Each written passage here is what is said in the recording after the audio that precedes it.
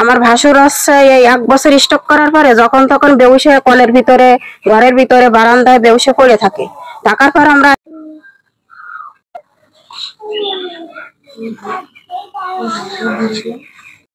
আসসালামু আলাইকুম ওয়া রাহমাতুল্লাহি ওয়া বারাকাতুহু। সবাই কেমন আছেন? আশা করি আলহামদুলিল্লাহ সবাই ভালো আছেন। আমি আজ একটি নিউজ নিয়ে আসছি, সেটা হচ্ছে যে একটি হারানো বিজ্ঞপ্তি। আসলে মানুষ একজন নিরীহ মানুষ, যার কোনো শত্রু আছে বলে এখনো পর্যন্ত ধারণা করা হয়নি। ঠিক তেমনই একটি লোক গত বৃহস্পতিবার, কত তারিখ ছিল মনে আছে? না, তারিখ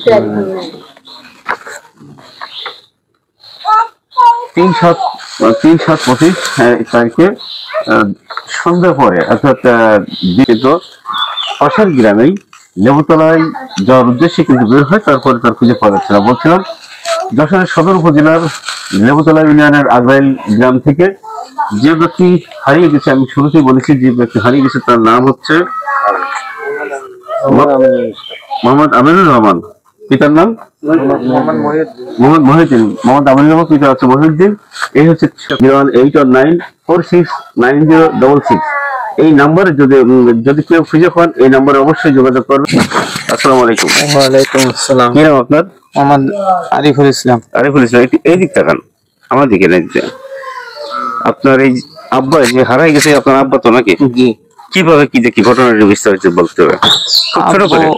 আব্বু বাসায় ছিল, থাকার পরে আব্বু এখান থেকে বললো যে আমি মাগরিবের নামাজ পড়ে বাড়ি কোনো গ্যাঞ্জাম ফেসাদ, কারোর সাথে কোনো গ্যাঞ্জাম ফেসাদ না, বাসায় ছিল। বাসা থেকে যখন বাইরে হবে, তো আমার আম্মুর বলতেছে কি যে আমি আমার বোনের বাড়িতে বেড়ায় আসি বলে।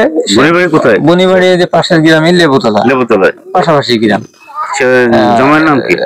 জামার নাম হলো হযরত আলী। হযরত আলী। তার পিতার নাম কি?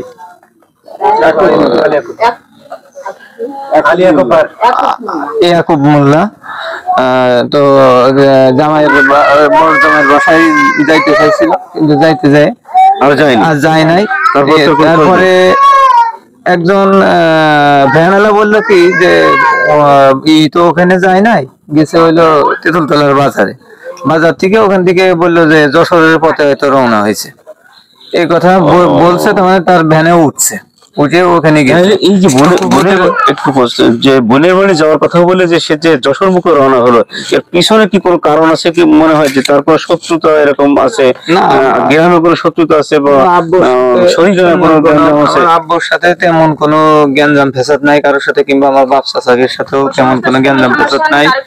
তারপর আমার মার সাথেও কোনো হয় না। আমার ভাসুর হচ্ছে এই 1 বছর স্টক করার পরে যখন তখন বেহুশ হয়ে কলের ভিতরে, ঘরের ভিতরে, বারান্দায় বেহুশে পড়ে থাকে।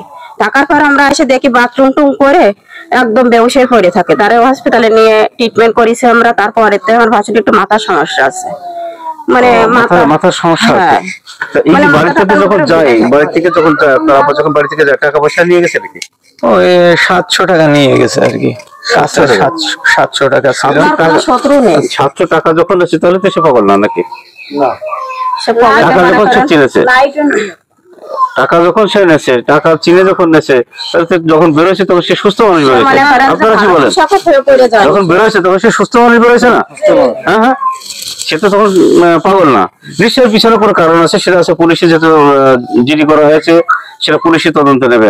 আপনারা শুনছিলেন যে এখানকার আপনার পরিচয় বলছেন আপনার ভাসুর, যিনি হারিয়ে গেছেন তার ছোট ভাইয়ের ওয়াইফ, তিনি সাক্ষ্য দিচ্ছিলেন যে তার কোনো শত্রু নেই। মোটামুটি সে স্ট্রোক করেছে এর আগে, সেই স্ট্রোকের পরে মাঝে মাঝে একটু এলোমেলো হয়ে যায়, হয়তো এরকম হতে পারে।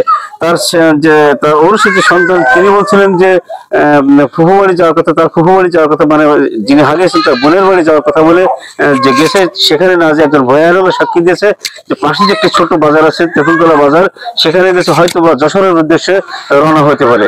এমন একটি অবস্থা। আসলে আমরা যেখানে এখানে দাঁড়িয়েছি মূলত এই লোকটাকে খুঁজে বের করার জন্য। দেশ ও দেশের বাইরে থেকে আপনারা যারা ভিডিওটি দেখছেন প্রচুর পরিমাণে শেয়ার করবেন, আমরা যেন এই